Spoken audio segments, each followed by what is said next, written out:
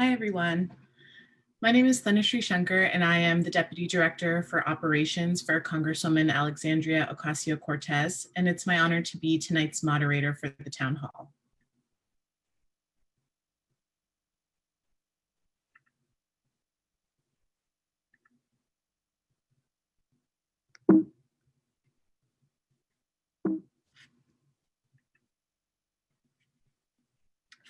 Today, we will hear from the Congresswoman regarding the President's executive orders on unemployment benefits and other economic relief measures. She will also briefly discuss the impact of the President's recent changes to the U.S. Postal Service. Then we will hear from one of our panelists, Amit Singh Baga, who is the Deputy Director of the New York City Census 2020. He'll explain why it's important for everyone to complete the census, and we'll also introduce you to some of the community organizations in our district who are doing census outreach. Following remarks, we will open it up for Q&A. And after the Q&A, there will be a brief press gaggle where members of the press will be able to pose questions. Before we begin, there are a few points of housekeeping. If you are logged into the Zoom meeting, please use the Q&A feature to submit your questions. Please mention what neighborhood you are from. Alternatively, you can email your questions to aoc.townhall@mail.house.gov or call 718-662-5970. Our staff is also available to support you with any technical difficulties. Our team members will be monitoring the inbox and phone, and we are also live on Facebook, so feel free to visit the Facebook page for the live stream. Closed captioning is being provided by All Hands in Motion. If you click the link in the chat, it will take you to a website where you can view the transcription.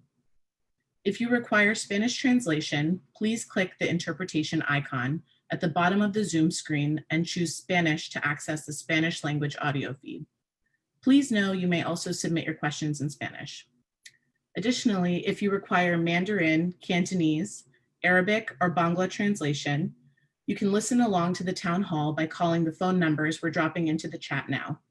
This translation is being generously provided by the New York City Census 2020. Now it is my honor to introduce you to someone who doesn't need any introduction, the representative for New York's 14th Congressional District, Congresswoman Alexandria Ocasio-Cortez. Hello, everyone. Hello to all of our residents and our community members here in New York 14. Thank you for joining us for our August Town Hall. Once again, if this is your first time joining us, I'm very proud to say that we host a Town Hall once a month for all of our constituents, and our August Town Hall is no different. Para nuestros miembros de nuestra comunidad que hablan español, por favor, si necesita traducción, haga clic en el botón de interpretation en la parte inferior de la pantalla y seleccione español o Spanish para acceder el audio en español. If you or someone that you know need to access this town hall in Spanish, just click on the button of interpretation right here at the bottom of the Zoom call, and you'll be able to get a live translation of our town hall.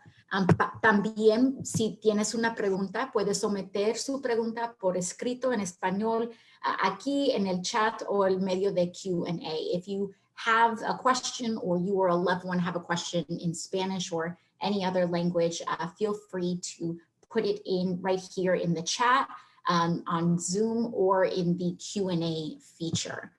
Si está llamando por teléfono, también puede llamar en el número que está ahí, que fue anunciado. If you want to also call in and listen, you can dial in with the number that was announced earlier. So today I want to make sure that we really dive in. Usually in these town halls, we have something of a theme, and I'm able to kind of dive in a little bit deeper into the policies of a specific area, whether it's healthcare, housing, or some other policy initiative or legislative initiative that we've been pursuing. But I think for today's town hall, given the nature of how how unpredictable these times have been and how tenuous these times have been, I want to make sure that we cut back a little bit. I'll do my best to cut back a little bit on my usual remarks, cut straight to the chase, and try to leave a little bit more time in the Q&A for you all so that I can answer and our team can answer any questions that you may have. So the first thing that I want to make sure that we cover is the executive orders that President Trump signed on Friday, because they're quite complicated. The context around them is complicated, and I want to make sure that you all have full information. So the political context for these executive orders, I think it's important for everyone to kind of understand the context in which these executive orders were made. And it was the following: as so many of you know and have experienced, unemployment benefits were on the cusp of expiring and did expire about 1 to 2 weeks ago. And one of the main issues that we have, of course, is that we have a record unemployment crisis on a level that has not been seen in modern American history. The only parallel that we can even consider is the Great Depression in terms of what we are experiencing today. And it's quite shocking to say, but it is not inaccurate to say that even in the Great Depression, we did not see a shock roll out in the same way. And so really this crisis that we are seeing economically in terms of unemployment and beyond is very unprecedented. Now, what does that mean? About 10 weeks ago, we in the democratically controlled House of Representatives, or even longer than 10 weeks ago, but many months ago, we had passed the HEROES Act, which you may have heard of before or even recently in the news. And what the HEROES Act provided was a continuation of the $600 unemployment benefit that we had established in the CARES Act.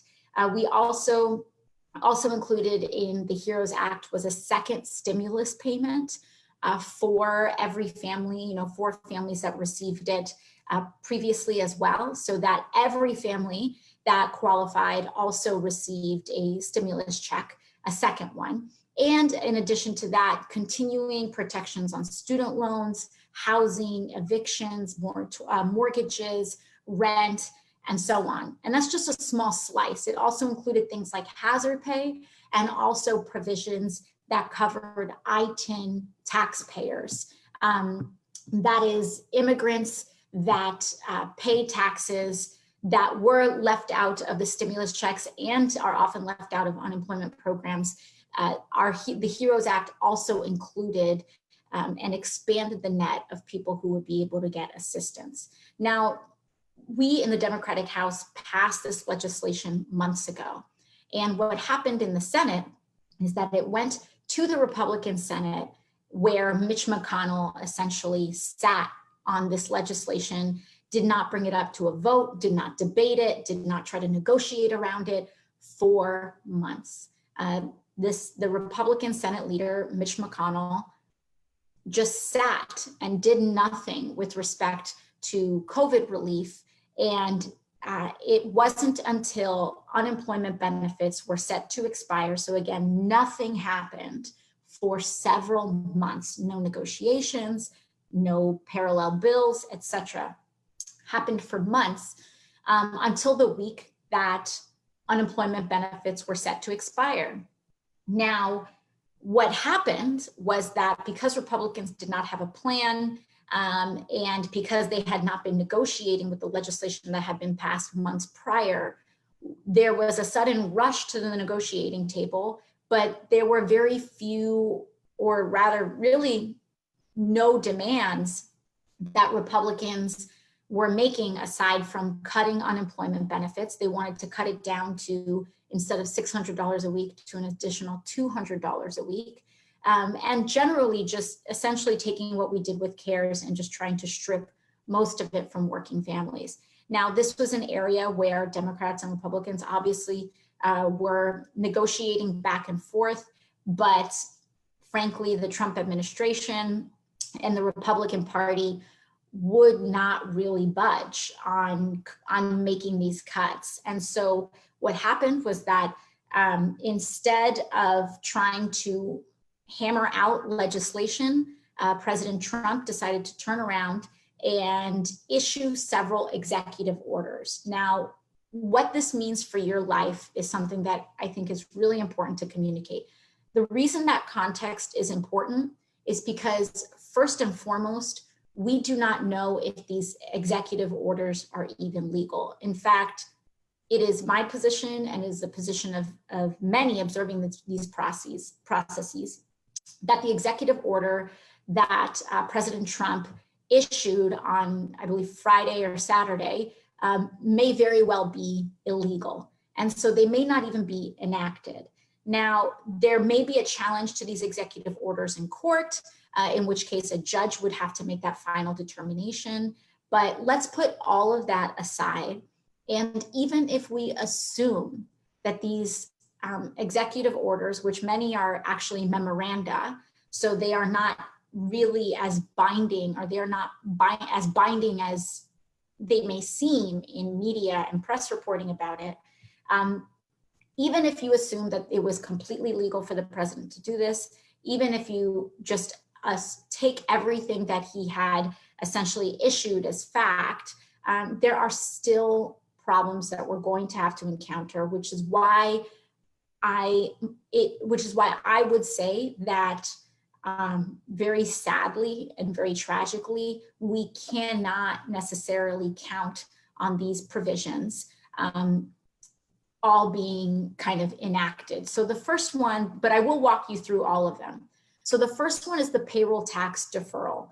So in this executive order, the president issued an executive order to defer payroll taxes for workers who make under $104,000. That means the taxes will not be collected, but they will still be due. This is so important for each of you to understand, because according to Trump's executive order, what's going to happen is that they are not going to take Medicare or Social Security payroll taxes that you normally see in your stub, that amount that usually gets taken out. According to this executive order, if you make less than $104,000, those kind of deductions will not be made from your paycheck, but they will still be owed. They will still be due. So I am very concerned because I know that there are going to be people out there who do not know this. I know there are going to be people out there who don't understand it. And then what's going to happen is that at the end of the year, they're going to owe hundreds, if not thousands of dollars in back taxes because of the president's executive order, potentially. And so my first piece of advice is that if this does go into effect, to make sure that you are accounting for the Social Security and Medicare taxes that would normally be taken out of your paycheck.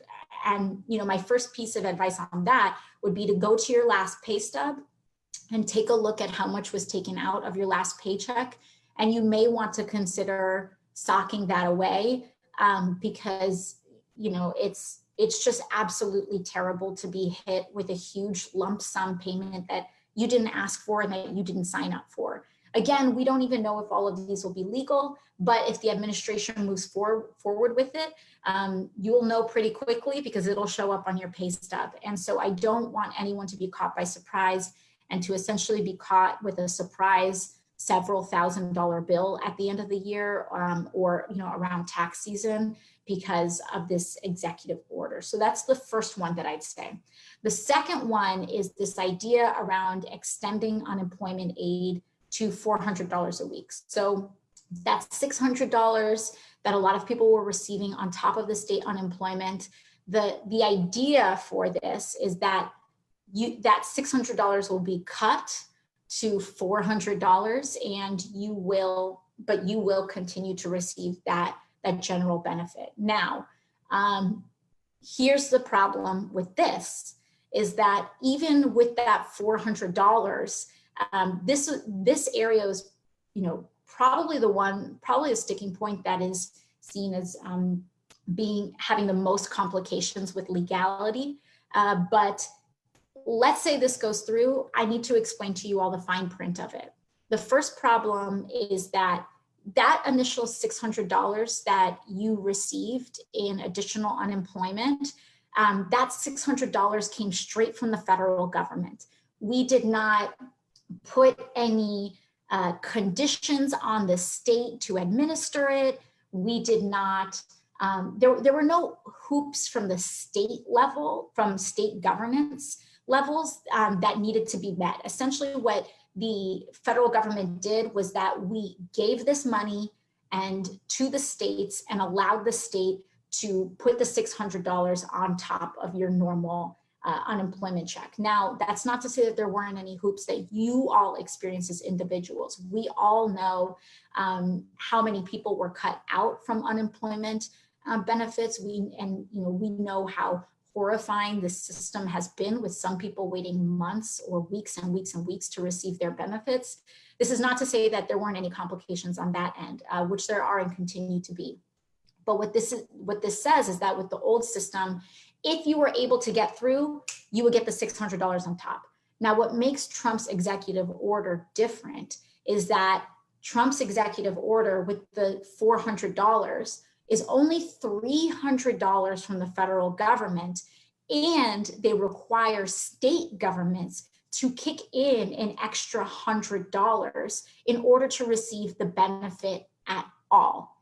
And so basically what this means is that if your state government does not kick in the extra $100 to meet on, and mind you, this is on top of the state unemployment that you are already going to be paid, then there will be no additional unemployment benefit on top of the state unemployment. Now, why is this so tricky? The reason this is so tricky is that even if you have a state that wants to pay that extra $100, many, if not most states, cannot actually afford to do that, because in the CARES Act, there was zero state and local funding in COVID relief. So because the federal government, so there's a catch-22, the federal government has not given states any real level of strong funding for states and municipalities. And because the federal government did not give money to states, now what the federal government is doing is saying, we need you to give us money, even though we didn't give you any, in order to help meet this unemployment benefit. So again, even if these executive orders, which are very likely illegal, stand, the problem is that most states cannot afford to pitch in that extra $100 per person on top of the hundreds of dollars that they'd be paying in existing unemployment to get that extended benefit. So he's created this situation, but ultimately, a lot of states can't afford to opt into this program at all. And so even if this executive order even if the executive order stays and doesn't get challenged in the court or doesn't get overruled, the odds of people still getting money on top of their unemployment check are quite slim. And this at its core, as we know, is a huge crisis and problem. And I cannot say anything else other than I am just so frustrated and sorry to each and every one of you, because it's not anyone at this negotiating table that is going to suffer. It's working families in our communities that are going to suffer. Additionally, so I'm sorry to be the bearer of bad news right now on a lot of different levels, but I just need to give it to you all straight so that you can make decisions for your life. And I will also let you know what our plan is moving forward, what's next moving forward. So the third thing that I want to make sure that we cover is that President Trump The third executive order that he had kind of signed had some flowery language about evictions and a moratorium on evictions. That language is not really binding. And in fact, it just kind of reiterates many existing statutes and pieces of legislation that have already been encouraged and processed by HUD. And so there are no additional eviction protections from the president's executive order. And so all of these to say is that in these 3 points, it's all a farce. This is phony. It is not going to help our lives, and it's being presented as a political tool. These executive orders are being presented as a political tool so that Republicans and frankly the president can say, look, we did something, because on their face, they have language that talks about these needs, but they don't actually solve any core problems. In fact, they create problems, like with the payroll tax deferral. Now you've created a problem where people think that they have more money in their pocket than they actually do. And this is going to turn around and bite working families in the behind, and it's going to be really bad. So the reason I'm sharing all of this information with you all is because I want you to have this information, the state of affairs right now, so that you have information and are able to plan accordingly as much as you can in your life. Now, the last piece of good news, if we could go back a slide, the last piece of good news is that in the other executive order, federal student loan payments have been deferred until December 31st of 2020. And so that is an executive order that does seem actionable. And I do believe that this is a absolutely positive development. I'm not here to disparage progress where progress is made. Federal student loan payments do appear to be deferred until December 31st of 2020. And so my number one piece of advice is to double check your servicer, because as many of you may or may not know, the federal student loan deferrals were set to expire in September. And so if we did not reach a deal, if you owed money on September 1st, you had to pay it on September 1st. So my number one piece of advice would be to go to your student loan servicer, especially if they are federally backed, and go online and make sure that they address this deferral and confirm with them that they are in fact acting out and administering the federal student loan payment deferral until December 31st. So that is one bright spot in these. The others are things that look good, but in actuality, I cannot tell you in good conscience that this is something that is even going to happen. And if it does happen, I cannot tell you in good conscience that that this will in fact be administered in the way that people think it's going to be administered. So that's just the big thing on that. Again, later on in the Q&A, I'd be happy to field your questions about this. In terms of the state of play right now, Congress, the Trump administration has completely walked away from the negotiating table, but House Democrats do remain at the ready to negotiate at any period of time. And so if the Trump administration and if Mitch McConnell want to actually hammer out a deal with Congress, we are here and we are at the ready, and we are essentially on a 24-hour on-call notice to return and to cast a vote. And I can give you all my commitment today that I will be there for that vote. And if we have legislation, we're going to do everything we can to make sure that we actually get real support that we need, not just kind of gestures. And these executive orders, make no mistake about it, they're a gesture. It's a fig leaf, and they're not actually going to help people. Even if it feels like it might in the short term, like with the payroll tax, it's going to come back to bite us. And so that's that note. Now we can move on to our next slide. And And what I want to say is, you know, all of this jockeying is just horrendous. People are playing games with our lives. And I cannot express enough how much of a fundamental failure and breakdown this represents. It really doesn't matter left or right. People are hungry. People are on the brink of eviction. People are unable to pay their bills. People are unable to keep current on their mortgage payments. And not only that, but also people's credit is getting wrecked, so that even if you're able to get on your feet financially, this is going to have very long-term implications. And so we are, you know, you all have my word that we have been introducing one bill after another and rallying support to make sure that you all get the help that you need. But not all of that, I understand, is very little solace when we need help right now, when we needed help yesterday, when we needed help 2 weeks ago when unemployment benefits expired. So I wanted to go over and have this slide up for resources that you all can access for immediate channels of economic relief. So there's a list of public benefits that are available to you all on the top.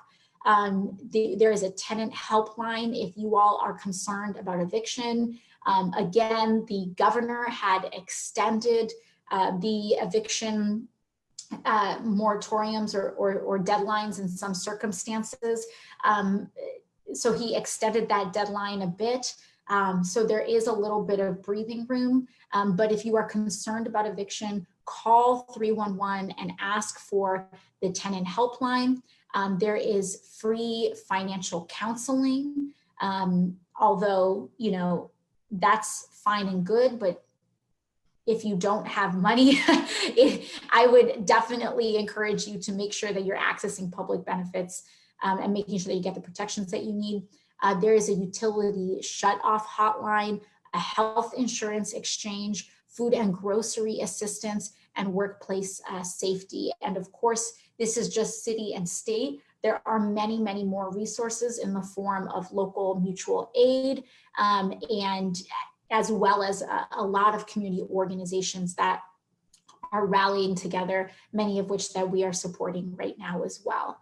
So make sure, and the other thing I just have to say is you are not alone in this moment. You are not alone. There are so many people, millions of people, over 30 million people are in the same or similar boat. And you know, the fear and the anxiety around this time can be extremely paralyzing. And the only thing that, you know, my piece of advice is that if you can just bring yourself to just, you know, hit that 311 and press send or press, you know, call and just ask for the tenant helpline, there will be people on the other end that can help explore your options with you, especially when it feels so paralyzing right now and it feels like there are no options. So the best thing I can say is to reach out, make sure that you utilize some of these resources. And there are lots of folks that will be able to help you develop an action plan. So let's go to our next slide. The last thing that I want to talk about are some of the recent and very disturbing changes to the U.S. Postal Service. I'm sorry to be the bearer of bad news, everyone. This is a particularly rough town hall because of how difficult things have been for our community. But on top of all of this, we have the existential threats that are being posed to the United States Postal Service. Several months ago, President Trump appointed a partisan postmaster general. And this was an extremely unusual move because usually the postmaster general is a career professional and they are typically a lifelong public servant for the United States Postal Service. And so what happened under President Trump was that he removed he vacated and replaced the postmaster general. And this postmaster general, this new one, is frankly a donor. He's a donor, I believe, to the right wing and to the president himself. So this is a political appointment, and he also has ties to contracts with private mail carriers. You know, folks like UPS, FedEx, DHL. Those are private mail carriers, and he was, you know, essentially he was tied into that industry. So what the president has essentially done was remove someone where it was typically a nonpartisan position. The Postmaster General was kind of a famously neutral position whose job it was to just make sure that the Postal Service did as best a job as it could with the resources that they had. Removed it, replaced a nonpartisan position with a partisan Republican and Trump donor who also has a vested interest in making sure that the Postal Service fails, so that so that we can essentially transition to the only option a person having to mail a letter being a private company. And so there is just an enormous amount of incentives that not only makes this appointment corrupt, but also when you layer it on top of the fact that the president wants to essentially delegitimize mail-in voting, the way that you do that is by dismantling the Postal Service. Now, I know that in our community in particular, we have long struggled with Postal Service because our community has historically been quite under-resourced, and that those problems have existed, but this will make many of these problems much, much, much worse. And so really what we need to do is just make sure that we protect the Postal Service in this time as much as we can. I won't lie to you all, I am extremely, extremely concerned about what will happen to one of our most beloved public services and agencies between now and November. And it's extremely important that we protect the Postal Service, as imperfect as it may have been in the recent past with our community. It's so important, because what our main problems are in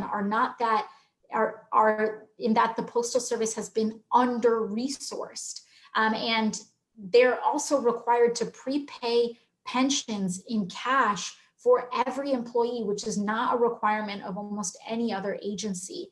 And so this essentially makes the Postal Service strapped for cash, even though it's a nonsensical rule that was passed way back in 2006. Anyways, moving on. In the good news, can we keep back on the last? So in the good news is that one of the things that we did do that my office was able to execute on was in a bill that recently passed the House. I was able to advocate for the addition of $50 million in additional funds to increase the accessibility of post offices in historical buildings. This is just largely thanks to a lot of the tireless advocacy from our folks in our community here in Jackson Heights specifically. There's been so much action and rallying previous to the current crisis that we have in the Postal Service. There's been a lot of rallying in our community to make sure that the historical Jackson Heights Post Office gets a ramp and gets ADA accessibility retrofits. And I'm happy to say that we were able to pass and include $50 million in additional funding to get projects, to get that project and projects like it done, which I know seems small, relatively small compared to the larger issues that we have with the post office, but I wanted to make sure that that was communicated to you all, that we did make good on that promise. And I also voted for the HEROES Act, which includes an additional $50 billion to save the USPS and include infrastructure improvements. So if you are experiencing service issues, you can call our office or look up your local post office. But I would say that very, very sadly and very tragically, The Postal Service is being sabotaged by this administration. They are trying to dismantle it. It is horrifying. And at this point, our greatest recourse is to just try to resist, support the USPS as much as we can, and make sure that, that frankly, we get new political leadership. So with that, we're going to move on to the next major area of today's town hall, which is talking about the census. Another thing that the Trump administration did was that they moved up the census kind of finalizing date to September 30th instead of October, late October. And that means that the operation to make sure that our community gets the critical resources that we need, not just this year, not just next year, but the census determines our community funding for the next 10 years. So if you have not yet filled out your census, please, please, please do so. You can do it very easily. You can just pull up a tab right now and type in my2020census.gov and fill out your family census form right there. It does not matter if you are undocumented. It does not matter if you live in kind of an unofficial apartment or dwelling. None of that, it doesn't matter if you have a criminal charge. None of these things, doesn't matter if you owe somebody rent. None of these things matter. The census is completely confidential, completely confidential. It is illegal to share any information or have any information leaked from the census. And so I will just toss it off to one of our panelists today, Amit Singh Baga, who is the Deputy Director of the New York City Census effort for 2020. Thank you so very much, Congresswoman Ocasio-Cortez. Thank you so much for your tireless advocacy on behalf of all of us here in Congressional District 14 and New Yorkers and all residents of our entire nation.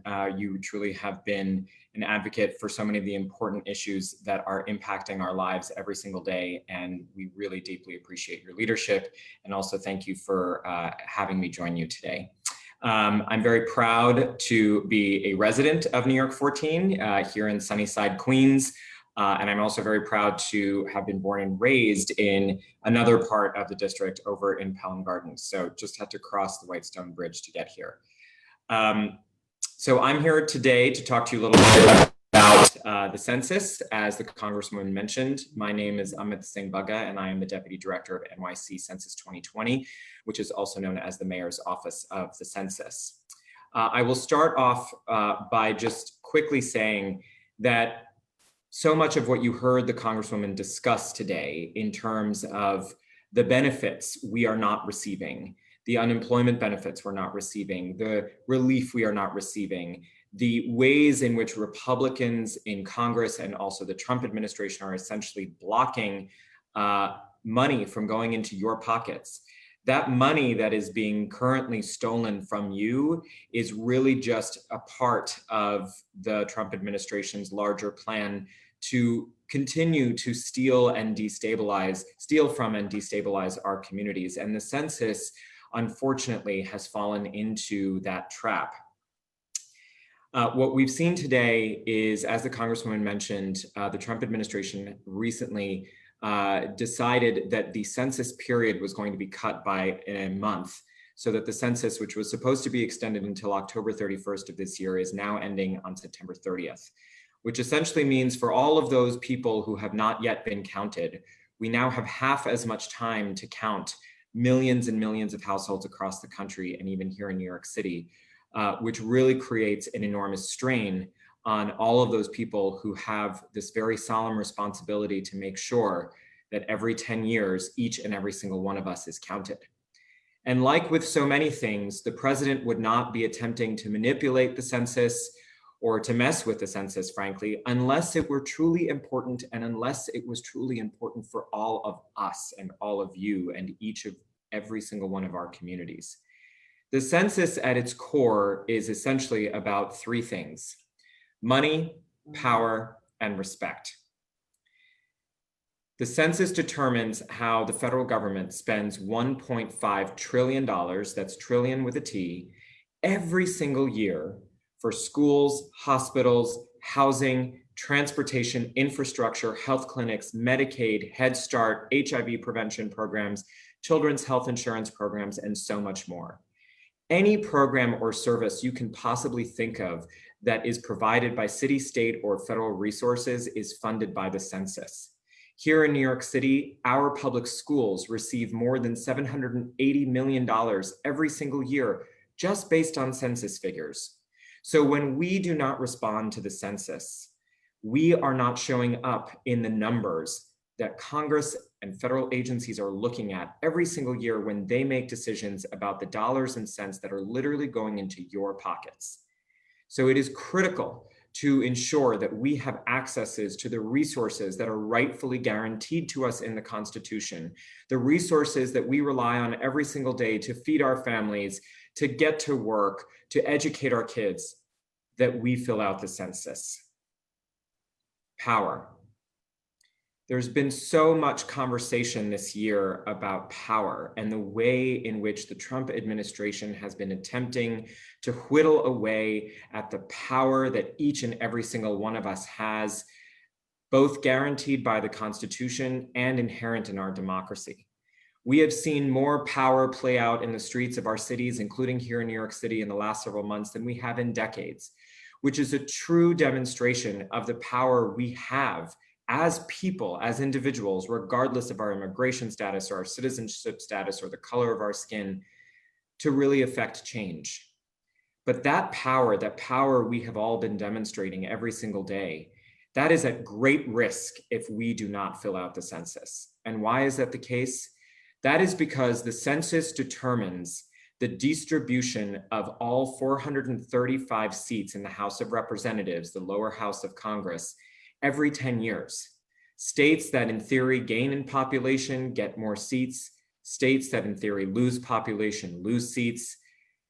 And when we don't show up in the census figures, that means that the numbers that Congress is looking at next year when they are determining how these seats are going to be allocated across the country, New York is going to lose. And currently, based on our current response rates to the census, we stand to lose not one, but in fact, 2 congressional seats, which means the folks that we have fighting for us every single day in Washington, for our unemployment benefits, to protect the Postal Service, to protect small businesses, to ensure that we have the public goods and services that we need to stay afloat and alive and continue that into the next 10 years, that representation is at stake here for New York City. So if you believe that recovering from COVID-19, recovering from this pandemic, means that we have as much representation as we possibly can in Washington and also in Albany, where critical decisions about New York City's future are made every single day, you need to fill out the census. And lastly, the census at its core is about respect. What the census really is a count of every single person in the United States where they live. This is a count of every single person, regardless of their immigration status, their citizenship status, the color of their skin, whether they've been here for 4 weeks or 400 years. It does not matter whether you are an owner of a home or a renter. It does not matter whether you live in overcrowded conditions in an illegal basement or whether you own your own home. Every single person is counted in the census. Every single person has a right to be counted in the census, and every single person has an obligation to be counted in the census. Because the census is the very basis of the way in which the federal government makes so many important decisions about the way money and power are distributed and allocated across the country, it is the very basis on which we must demonstrate that we exist. For if we are not counted, it is as if we do not exist. They say that there is strength in numbers, and without showing up in the numbers, we cannot demonstrate strength. We cannot demonstrate that we are here, that we matter, and that the needs and priorities that we have need to be taken into account when decisions about us are made. And so if you do not want decisions about you to be made without you, it is critical that you respond to the census. Right now, we face a crisis here in New York City and across the country when it comes to the census. And I'm going to share a little bit about where we are in terms of our self-response. This year, despite the fact that the census has never been easier to respond to, you can easily respond to it online or over the phone in just a few minutes, we're behind and we have a lot of ground to make up. As of today, New York City has a 55.4% response rate. It's gone up a little bit since this slide was designed. And in New York 14, it's just about 45%. This means that as of right now, if we don't get these numbers up, New York City and the district that we live in, we're going to be losing out on 50% of the money, power, and respect that are rightfully guaranteed to us in the Constitution. So we have to do everything we possibly can in our power to get that money up. We need every single one of you to respond to the census, and we need every single one of you to talk to your friends, your family members, your coworkers, anyone that you're ever on a Zoom call with, someone that you run into at the grocery store, even if you're at the pharmacy or if you're seeking healthcare. Anyone you talk to, you need to ask them, have you taken the 5 minutes that it takes to fill out the census? Have you taken the 5 minutes that it takes to secure the next 10 years of our future? And why is it important? Because you count, we count, and every single one of us here in New York City counts. Let's talk about just how easy it is to respond to the census. The 2020 census is easy, it's safe, and it's completely confidential. The census is just 10 simple questions that can be answered in just under 10 minutes, very easily online or by phone. Online, you can visit my2020census.gov. That's my2020census.gov. We'll put the link in the chat, and you can answer the questions in just a couple of minutes. You can also call 844-330-2020, 844-330-2020 to answer the census in English over the phone. You can also answer the census in 12 additional languages. Each of those languages has its own phone number. You can look up those phone numbers at nyc.gov/census. We'll also put that information in the chat for you. The census is also completely safe. As the Congresswoman mentioned, the census has absolutely no questions about immigration, citizenship, criminal history, income, or anything of the sort. The census will never ask you for your social security number, your banking information, or what your political affiliation is. So anything you might have heard about the census being intrusive, or it being a long form, or it asking you many private personal questions about your life, it's simply not true. It's just a few simple questions about your name, your age, how many people live in your household, a few questions about race and ethnicity, and you're essentially done. Lastly, and this is very important to remember, especially at a time like now, the census is actually protected by the strongest federal privacy law that exists on the books. It's called Title 13 if you want to look it up. Title 13 is crystal clear. There is not a single response that you can give to the census that can be shared with anyone. Anyone means anyone. That includes the FBI, it includes the CIA, it includes ICE, USCIS, the Department of Homeland Security, the Department of State, the NYPD, any law enforcement agency anywhere in the country. It even includes the state or city of New York, or, and this is very important for a lot of folks living in New York 14, your landlord. We know that there are a lot of landlords out there, homeowners, who perhaps have illegal basements that they've rented out to renters. We also know that there are thousands of our fellow district residents who are living in illegal basements as a result of New York City's housing crisis. We want to say to you very clearly and loudly, the census is completely safe for you to participate in, and it applies to you as well. Your answers cannot be shared with anyone at any time. So we encourage every single one of you to participate in the census because it is the basis for our future. Next slide, please. We'll close by talking a little bit about why the census is an emergency right now. I've been going out, our team has been going out every single day for the last several months, talking to New Yorkers about the census and even helping New Yorkers fill it out. And we hear from folks all the time. Well, the census, that's something that happened months ago. I don't think I can respond anymore. It's too late. Or we'll hear, the census, that's like voting. I'll take care of it in November. Or we'll hear, the census, that's not for me. We're here to tell you all of that is patently false. The census is happening right now. It's still happening. It's not too late to respond, but we don't have that much more time. There is a reason that President Trump cut the census short by an entire month. And it's because he does not want you, he does not want me, he does not want people who look like us, who live in New York 14, who live in New York City to be counted. And why is that? It is because the census is the basis of the money, power, and respect that we can all obtain when we are counted and only if we are counted for the next 10 years.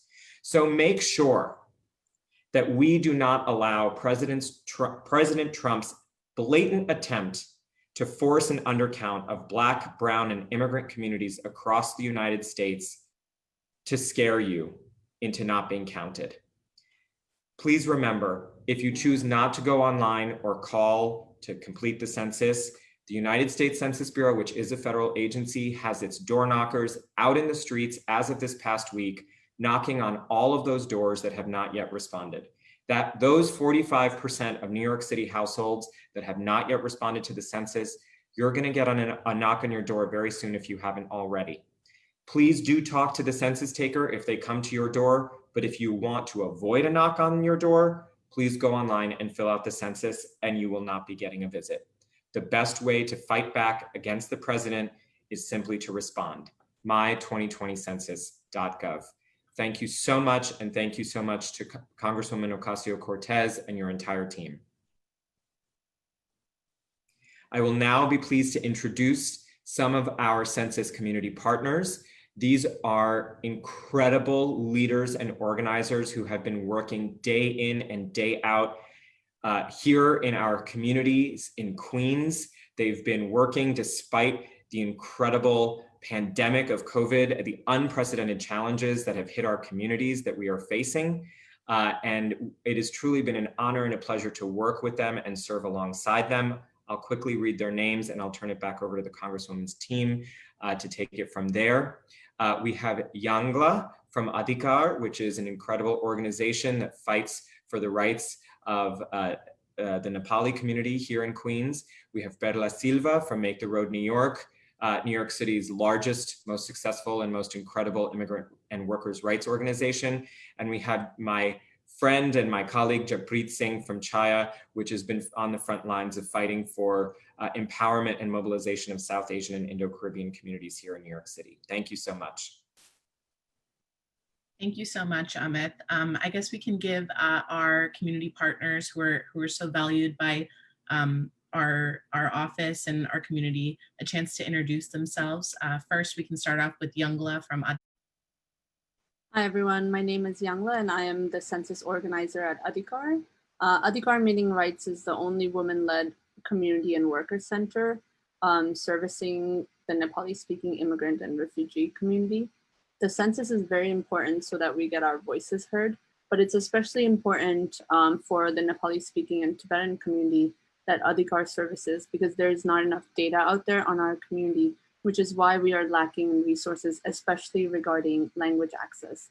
We don't have enough interpreters in courts or hospitals, and access to services in Nepali and Tibetan are very limited. Our focus when Adhikar does do our outreach has been on educating our people first about why the census is important, because our community is new and growing rapidly, but also because the concept of a census is very new to the refugee-speaking community that we service. Adhikar has so far helped complete over 5,000 census applications and reached over 4 million individuals through our engagement with national media outlets. We know for sure there are more than 5,000 Nepali speaking and Tibetan people in our district.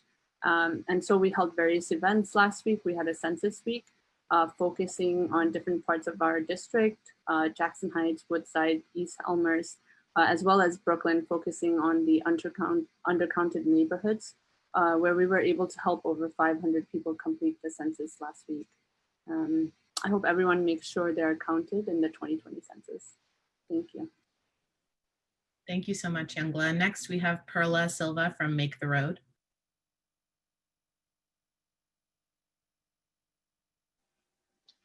Hi, everyone. Yeah, Perla Silva here from Make the Road New York. As we had mentioned earlier, Make the Road New York is a great organization. It's one of the largest grassroots organization of immigrants and working class people of color in New York City. Make the Road New York has worked so hard from the beginning of the census. We focus on the census because we know how important it was, and we want to make sure that our whole community members are being heard. And we have been fortunate enough to reach out to over 100,000 community members and making sure that they know why it is important for the census, for them to participate in the census. And we have been very successful on spreading the word. And everything has transitioned from like just explaining why or what the census is to now, like you saw the results. Because in 2010, we had such a low and a very low participation from our community members that now they see the results of when the pandemic hit us. We use that perfect example as we needed food pantries, we needed hospitals, doctors, medicine, so many equipment, and we didn't have that. We were in such a critical condition, and we see that now because we were not counted in 2010. They didn't know how many beds they needed. They saw the crisis, and now people are really listening to us, and it's very important. They understand why they need to be counted. Thank you. Thank you so much, Perla. And last but certainly not least, we have Jagpreet Singh from Chaya. Hey everybody, thank you for having us on. My name is Jagpreet Singh. I'm the lead organizer with Chaya CDC. We work with South Asian and Indo-Caribbean communities around housing stability, economic well-being, but most importantly, to build power. We've been working on census issues since 2008, and it's definitely one of the most important things we do every decade. Unfortunately, our community is constantly undercounted and underrepresented, and we see the impacts of that, right? In 2010, the South Asian community and Indo-Caribbean communities in Queens and all of New York City had some of the lowest counts. And these are still the communities that, even though there was a storm last week, are still out of power to this day, still see the infrastructure trees down and all these things that we don't have the infrastructural funding for. We still have overcrowded schools. We still don't have our languages on the ballot. We don't have our languages even on the census, which makes it so much harder to get our communities to really fill this out and do something about it. Our votes are cracked or packed depending on what district you're in, and all of these impacts are really bogging our communities down, which is why we're out there. We are out in the streets 5 to 6 times a week, ensuring that our communities are filling out the census. We're out there doing it in language. And unfortunately, we still have to do a lot of the hard work. The census tract of the Gurdwara I go to that I pray at is still at 37% in Richmond Hill, while nationwide we're seeing 60%, which is why it's so important that organizations like ours and others who are trusted, who the community relies on, are out there ensuring that our community is filling out the census and seeing it from familiar faces instead of institutional faces. Thank you very much. Thank you so much.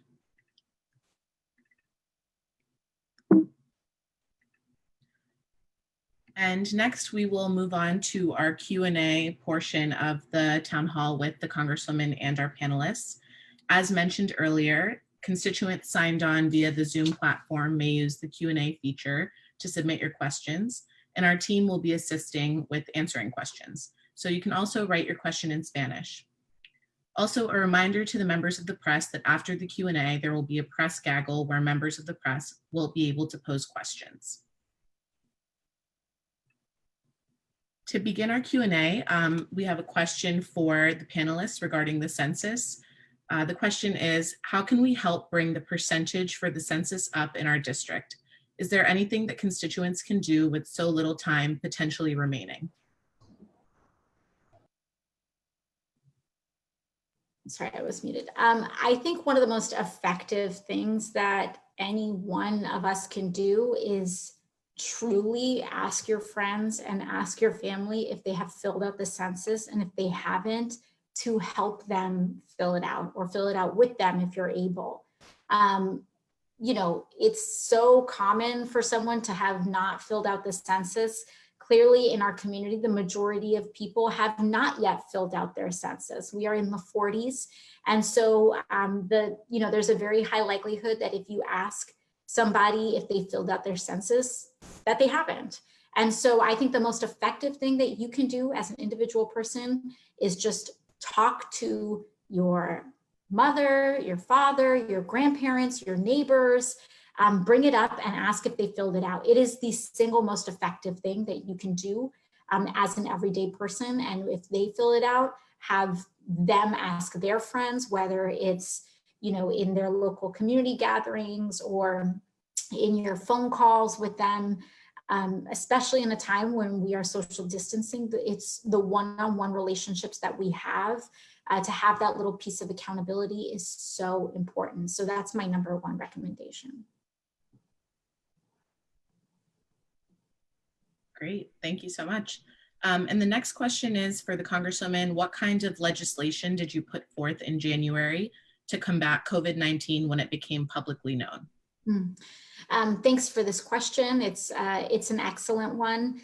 You know, I believe that when COVID became widely, or when we started to realize that COVID was becoming a problem in January, you know, I think that there were areas where the transmission vectors were not fully known. So this issue started really coming into play in over the course of February. I would say that it really started becoming a deeper and larger issue internationally. And we started preparing for our response. And so while we did not drop legislation specifically in the month of January, and some of you may have known that the Senate received a confidential briefing on this, the House did not. The House caucus did not, but if that's why you're asking January specifically. But in terms of the legislation that we introduced, or that we have either introduced or co-sponsored, which is kind of like supporting and bringing to the floor, we've done quite a bit. We have done actions on paycheck, for example, the Paycheck Guarantee Act, which goes a step further from unemployment and tries to prevent unemployment to begin with by guaranteeing the payrolls of small businesses. We have introduced eviction moratoriums, so rent cancellation and mortgage relief. So we make sure that we're not punishing small landlords or anything like that, but making sure that people still get that runway with rent cancellation and finding a way to make it happen. So we've introduced and we've co-sponsored action on healthcare guarantees as well, and trying to support the idea of opening Medicare to everyone, but especially in this immediate moment, opening Medicare for enrollment from people who are recently unemployed. And we've also co-sponsored legislation giving people recurring universal basic income at the very least during the duration of the pandemic, if we can get a political consensus on that. So around $2,000 a month. And so those are just some of the pieces of legislation that we've introduced around and have supported around COVID, but there's much more. We want to make sure that people's credit reporting gets suspended during this time, so that if you miss a bill, you know, that this doesn't get dinged on you for the next 7 years.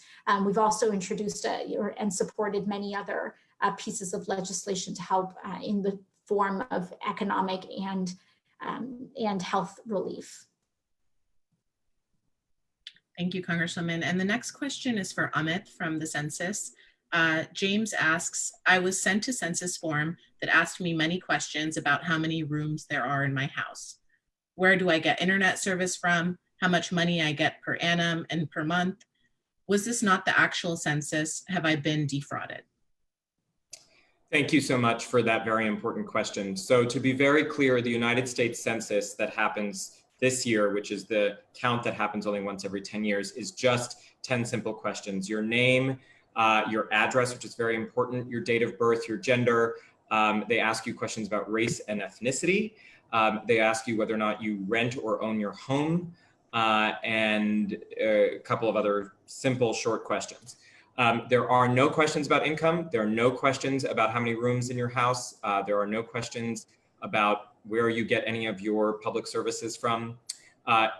It is possible that you have received the American Community Survey, which is a longer form questionnaire that the US Census Bureau does share.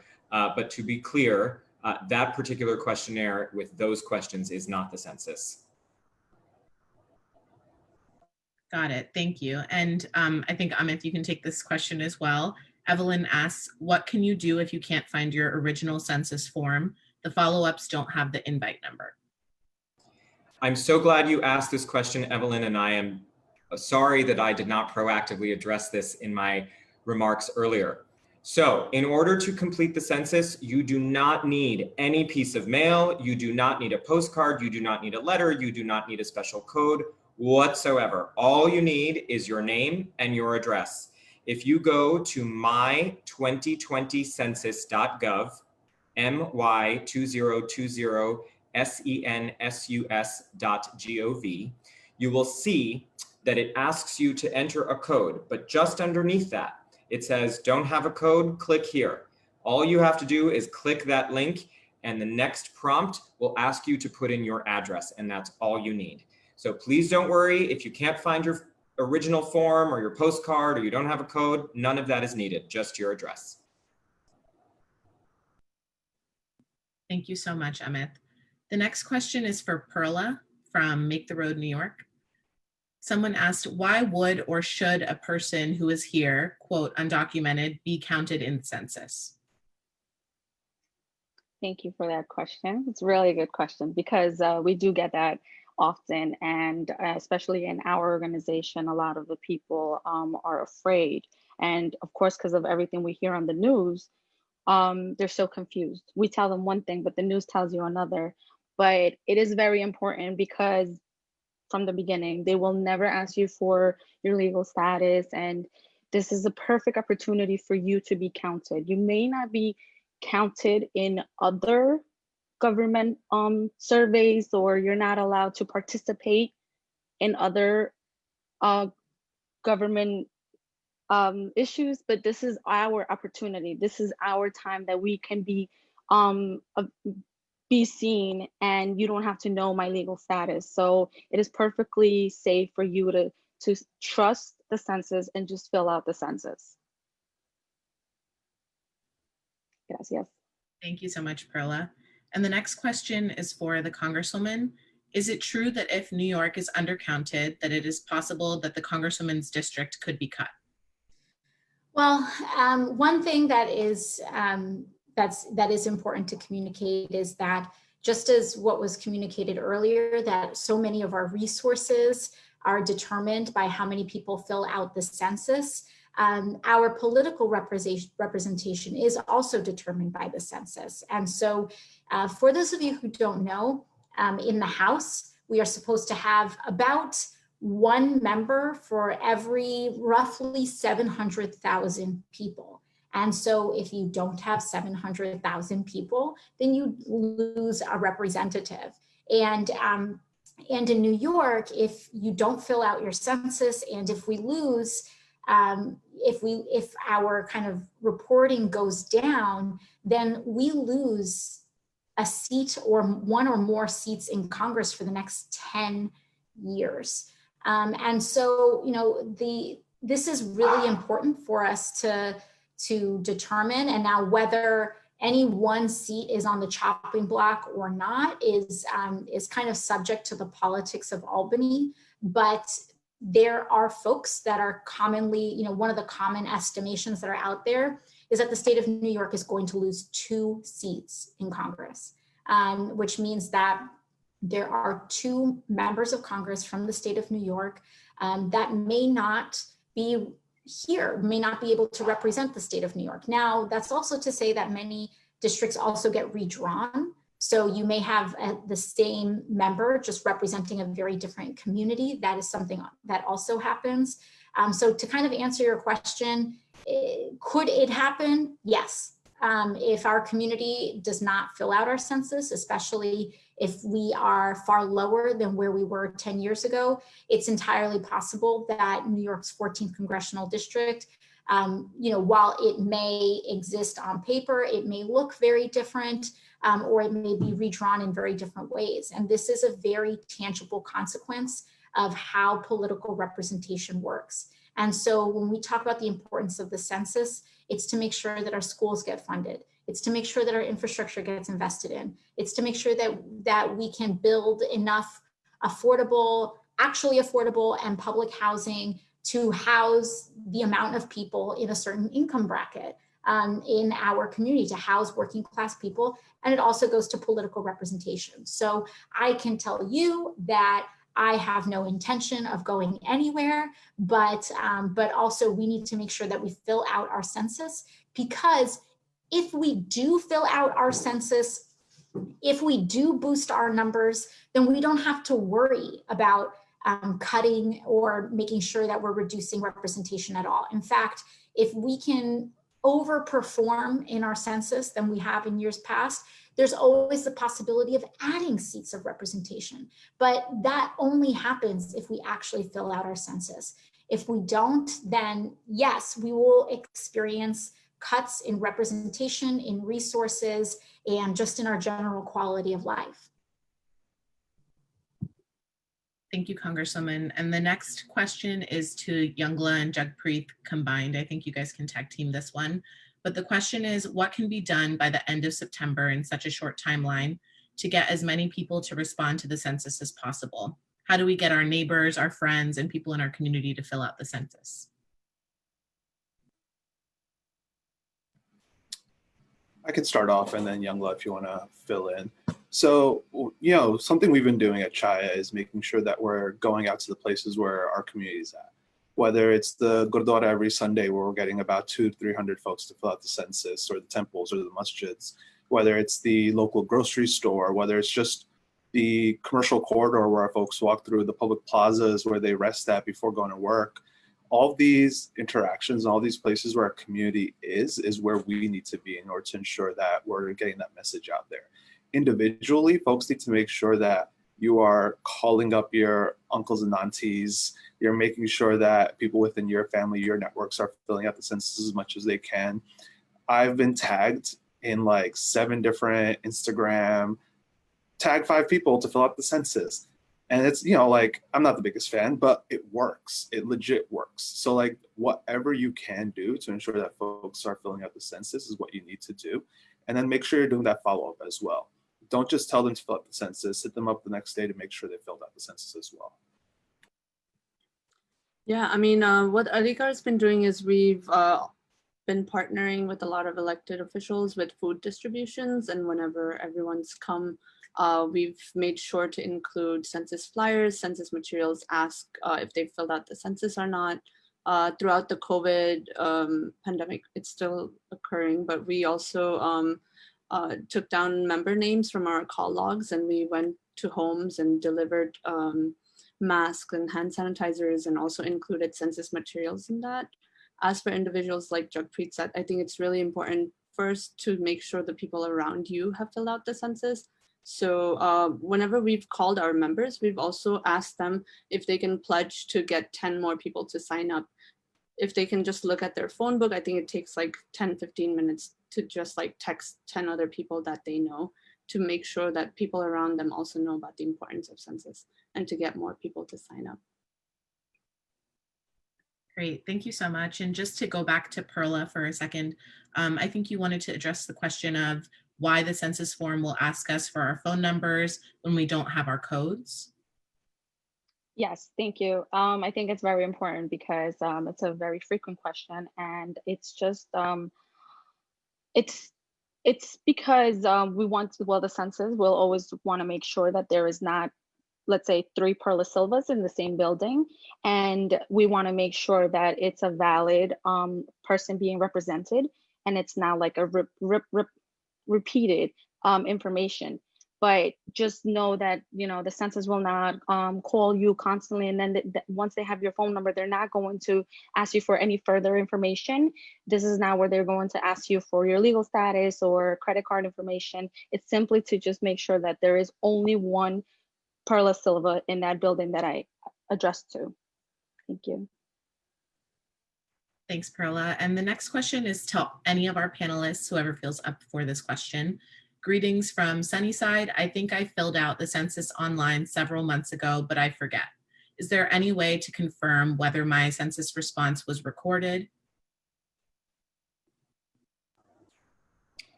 I'm happy to take that question if nobody minds.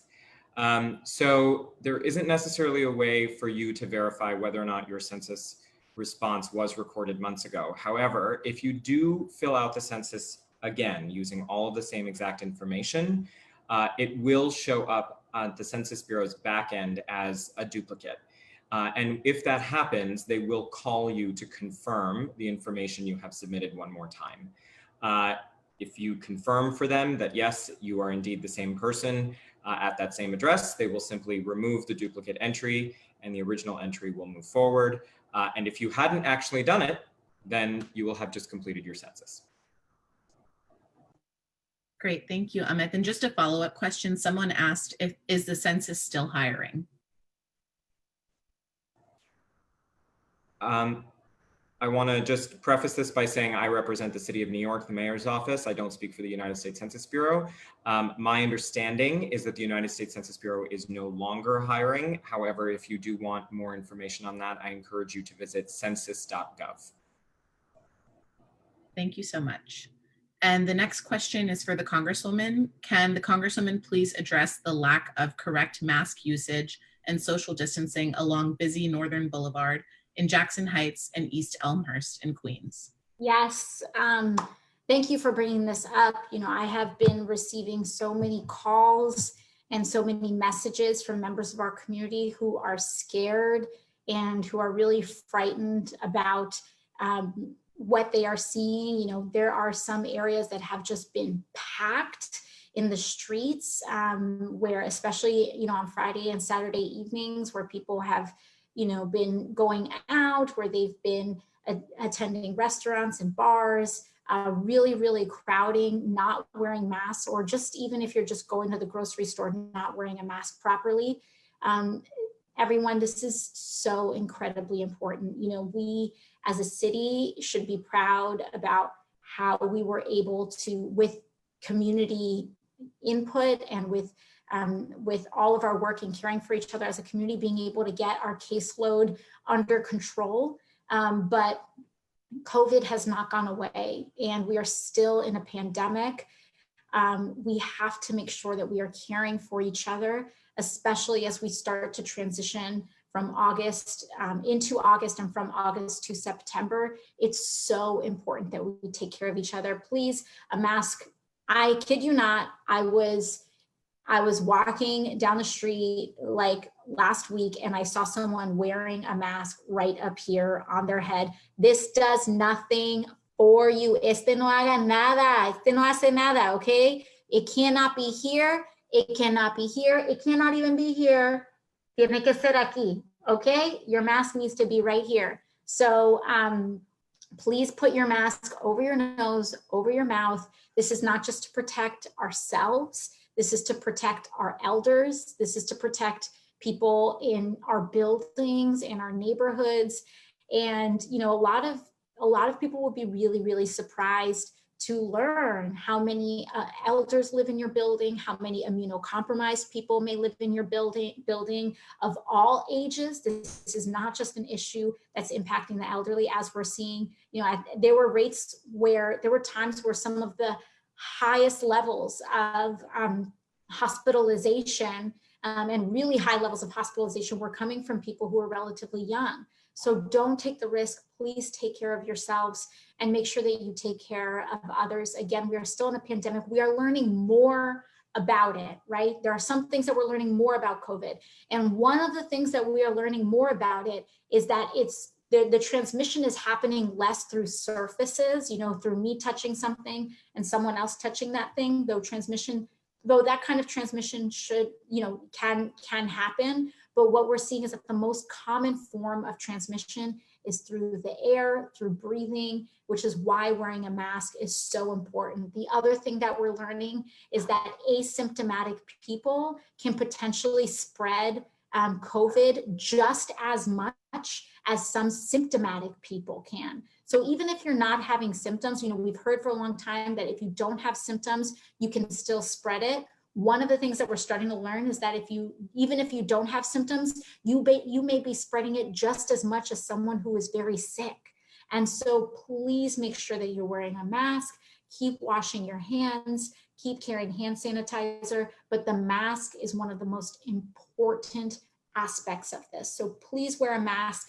And if you are waiting to go sit down at a restaurant, if you are waiting to go get a drink, keep your mask on until you are seated.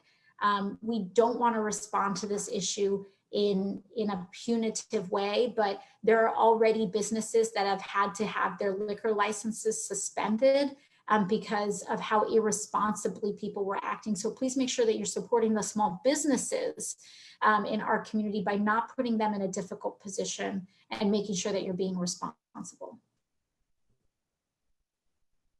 Great, thank you, Congresswoman. And the next question is for you as well.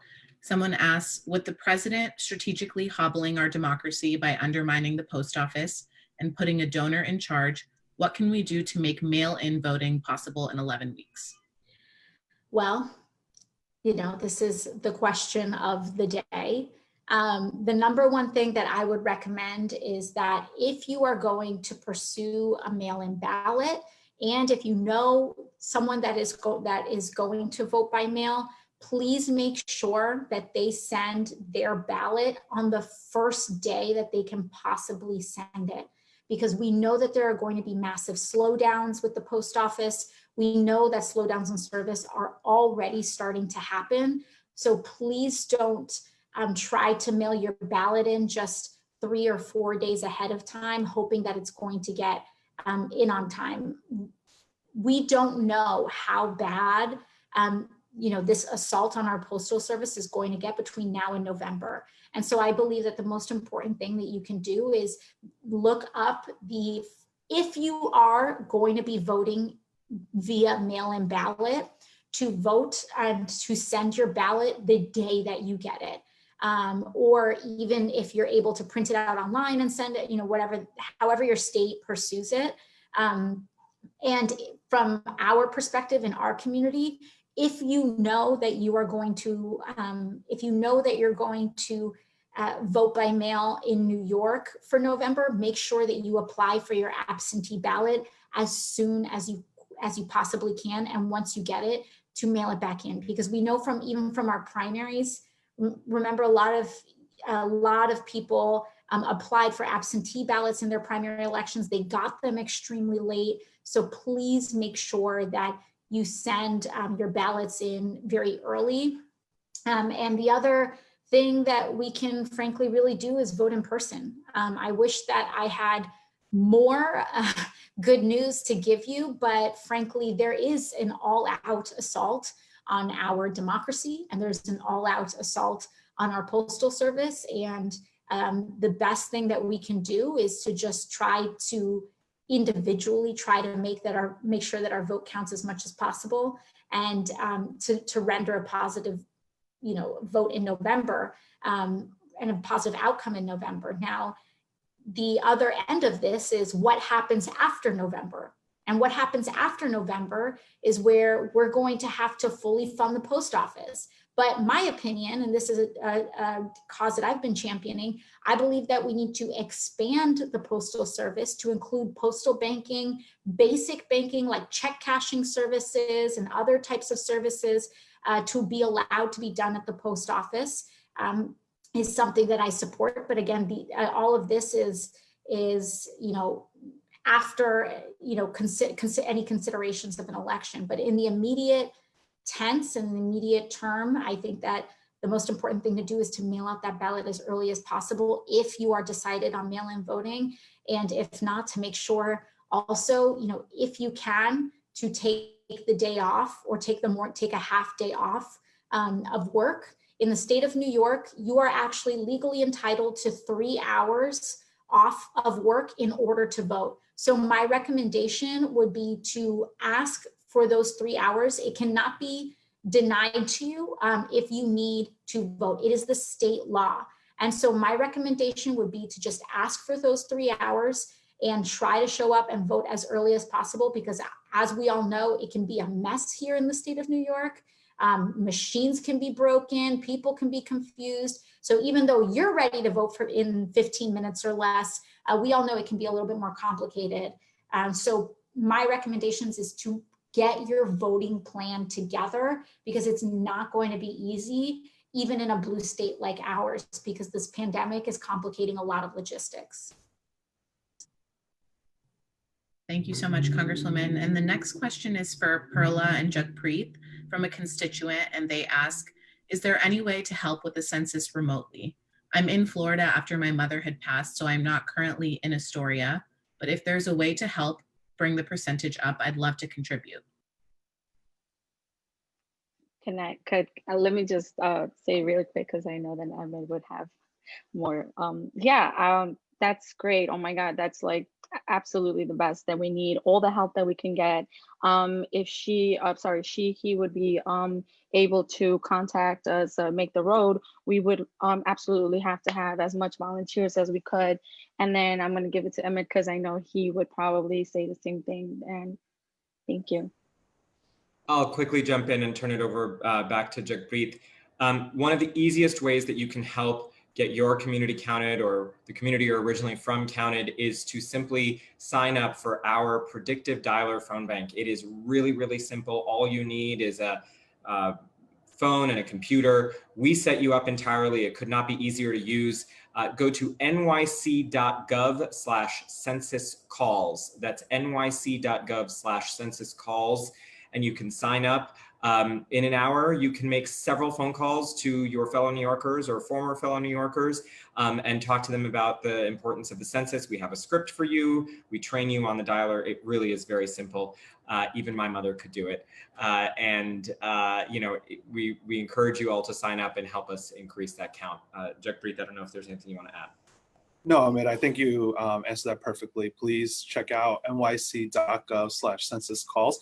I actually have a bit of a challenge for you, whoever had asked this question, everybody on this chat, on this town hall right now. I want you to take out your phone right now, look at 5 of your contacts who you think may not have filled out the census, and ask them to fill out the census right now. And then once they say they have, give them the same challenge. We need to make sure that we are continuing to push this message across as much as we can. And that's the only way we're going to get this count up. Thank you so much. And thank you to our panelists and the Congresswoman for answering those questions. Before we close out the town hall section of this meeting, I just wanted to give all the panelists a chance to give closing remarks.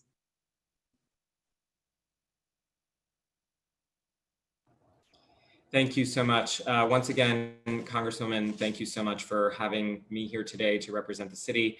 Thank you so much to our fellow panelists for all of the incredible work that you've been doing on the ground for more than a year now. I want to quickly just share a couple of quick factual points that I know came up in the Q&A. I will be very brief, I promise you, but hopefully they will be helpful in answering folks' questions. And then I just have, a parting thought to share. The first is, yes, the United States Census Bureau is the federal agency that is responsible for conducting the census that happens once every 10 years. And yes, the census takers or door knockers, or otherwise known as enumerators, are out right now. So You might see them in your community. In fact, you're very likely to see them in your community. You will know who they are because they will have a piece of ID that has a Department of Commerce watermark on it. The Department of Commerce is the massive federal agency within which the Census Bureau is housed. They will also have a bag. They have the sort of laptop bags that have a large Census Bureau logo. So if you see someone like that knocking on your door, it is a census taker and you can speak with them. It's one form per household. I saw a few folks had this question. If someone else in your household, whether it's a partner or a parent or a family member or even a roommate or a housemate has filled it out and they included you, you are set. You do not need to fill out another form. Again, the best and easiest way to respond to the census is to simply go online, my2020census.gov, or call 844-330-2020, and you can be counted very, very quickly. To sign up to volunteer, nyc.gov/census calls. I also want to just share one very important resource, if the Congresswoman will allow me. The city has just announced a brand new eviction prevention tool. This is really, really important for anyone who might be facing eviction. We were actually the first city in the entire country to provide free legal representation for any tenant, regardless of immigration status, in housing court in New York City. We now have a whole slate of new options for you as well. You go to nyc.gov/tenant resource portal, nyc.gov/tenant resource portal, and you can sign up to get a whole bunch of information. You can actually call and someone will walk you through all of your options. And the last thing I will say, and I speak to my fellow New York residents, New York 14 residents in Corona, in Pelham Gardens, in Sunnyside, in Throgs Neck. The census is truly about each and every single one of us. You know, I think someone asked a question about why should someone who's undocumented care to be counted in the census? I think the gentleman's name is Gerardo. Well, here's why. In Corona, where we see there is tremendous overcrowding, 6, 8, 10, 12 people living in a household together, where we saw the most severe impact of COVID anywhere here in New York City, that neighborhood, when it comes time for the city to decide where we are going to build truly affordable housing for every single New Yorker, we need to know where those overcrowded neighborhoods are. And we need to know who is living there regardless of their immigration status, because the city is going to build affordable housing for everyone when the time comes. And so we need folks in Corona to be responding to the census and telling us, yes, we need those resources here. And when a vaccine is finally found, we're going to need to know exactly how many vaccines to deliver to that zip code. And if we do not have a complete count, we're not going to be able to do that. So the census is for you, the census is for me, the census is for all of us. Thank you so much. Bahut bahut shukriya. Gracias. Thank you.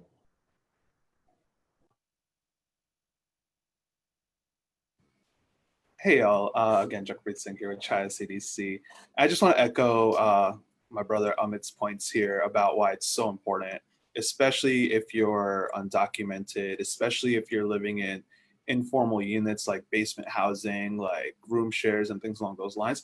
Oftentimes it's our communities, our people that are scapegoated as reasons for overcrowding, for a bear on the infrastructure, for all of these issues, which honestly and truly are not because you are because you live in the basement. It's because of undercounts in the census. The only thing that puts a strain on our infrastructure is an undercount in the census. The only thing that keeps our schools from being overcrowded is an undercount in the census. We got to make sure we aren't scapegoated. We got to fill out the census in order to do that. Let me just give you some quick numbers real quick. The communities that we work in are Jackson Heights, Elmhurst, but we also work in South Queens. Richmond Hill, for example, and South Ozone Park are both in the 40s. The census tracts in our Punjabi dense neighborhoods in the communities I work in are still in the 30s. The only way we're going to get these numbers up are by working hard and ensuring that we have boots on the ground, ensuring that people are filling out the census, ensuring that we're doing it in a culturally competent way. The fear out there of institutions and institutional supremacy is real within our communities, right? Like, we've seen ICE raids in our communities in South Queens. We've seen Department of Buildings coming in and cracking down on basement apartments, right? We've seen the reasons our communities are justifiably afraid. The only way to reverse that fear is by folks who look like us, who understand the communities, who pray in the same institutions, who buy roti from the same roti shops, are out there and helping folks fill out the census. The time for information or telling people about the census is over. No, we have to go out there and actually fill it out and help people fill it out. We have all these great organizations, elected officials, the Census, New York City Census Bureau here, volunteer, come out and help us do this work because we don't have too much time left. Thank you. Yeah, you guys did an amazing job. I want to thank our Congresswoman, of course. Thank you for having us all here. Thank you for inviting Make the Road New York. Just want to follow up and just be like, it's super important. Please, yes, one more time, que llenemos el censo. Ya vimos todo lo que pasamos, everything that we went through due to our pandemic, and we are going to need these resources. We're going to need to be counted, and these numbers are going to be very important, because how else are we going to recover from the pandemic? How else are we going to build and make sure that our children are okay? We need to make sure that they know how many of us live in a tiny 2-bedroom apartment. Mi gente, we always tell you, we have always said, don't open the door, don't open the door. And now this, with the pandemic, it's like, okay, we had stopped knocking the doors, but census is coming around and they're going to start knocking the doors again. It's great that they're going to identify themselves and we're giving this information. But once again, we do not want you to get confused. Siempre les decimos, no abran la puerta, no abran la puerta. And now we're telling you, hey, if you haven't filled out the census, you need to open the door. We don't want that to happen. So just please remember to fill out the census online, the safest way, the quicker the possible, on your phone. Everybody has a smartphone nowadays. It only takes less than 10 minutes. It's literally super quick and easy. And thank you all so much for your time.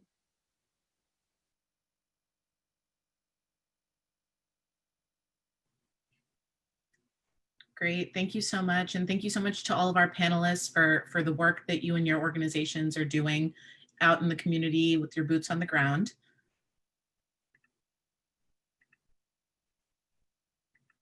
And that will conclude our town hall segment of this meeting. So thank you so much to everyone for being here with us tonight. Next, we'll be moving on to the press gaggle section of the meeting. However, if you have any lingering questions, please feel free to stay on. The Congresswoman's staff will be continuing to answer questions during the press gaggle.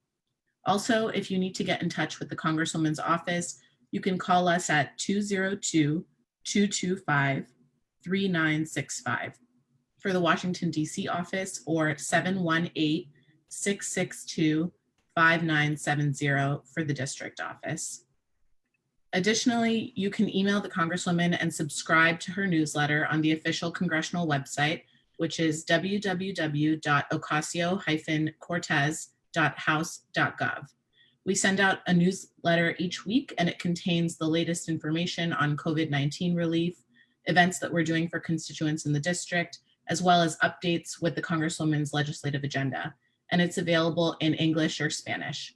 So before we move on to the press gaggle section, just wanted to give the Congresswoman a minute or so to give closing remarks or share any pertinent information with constituents. Of course, as always, thank you to everyone who's joined us for our town hall today.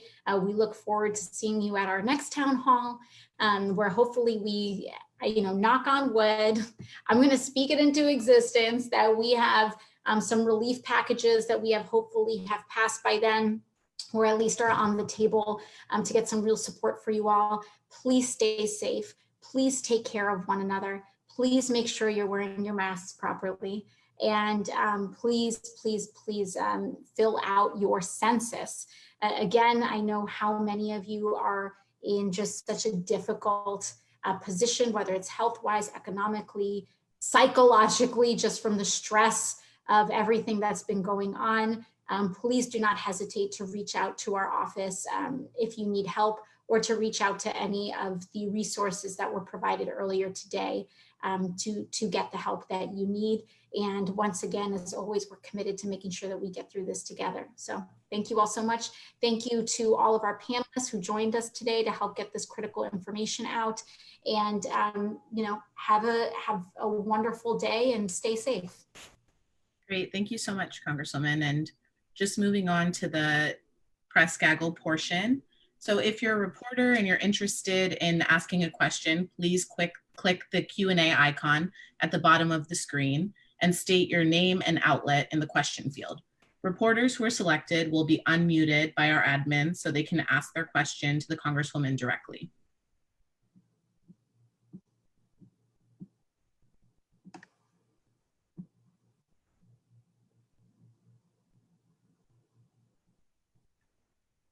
The first question is from Nicholas Wu, who's with USA Today.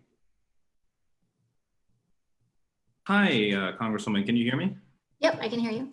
Great. Thank you so much for holding this evening. I had a question, not about the census, but about the vice presidential pick. I know you've been so vocal in talking about trying to bring the Biden campaign to the left. You know, first of all, are you disappointed at all in Harris as a candidate? Had you hoped for someone more progressive? And secondly, had you talked at all with the Biden campaign about selecting a VP? So this news, as we all know, it broke late today. It actually broke right before I started this town hall, right before we were logging on to do the tech and prep for the town hall. So frankly, I'm still kind of processing it after doing all of this and making sure my constituents have what they need. I think that the vice president, Senator Harris, he has picked a vice presidential candidate that complements him very well, rounds out his ticket, and also is aligned with him on quite a few issues. And so I think together they complement one another. As to your question about whether the Biden camp kind of reached out or consulted me or asked me about this decision, the answer is no. This was very much, I believe, Vice President Biden's, decision that is understandably a very personal one. Thank you.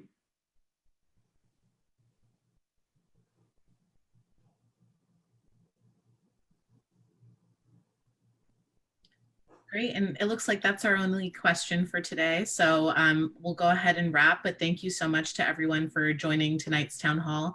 Thank you to the Congresswoman and our panelists again. We really appreciate it, and have a great August and enjoy your month. See you in September. Thank you, bye-bye. Thank you.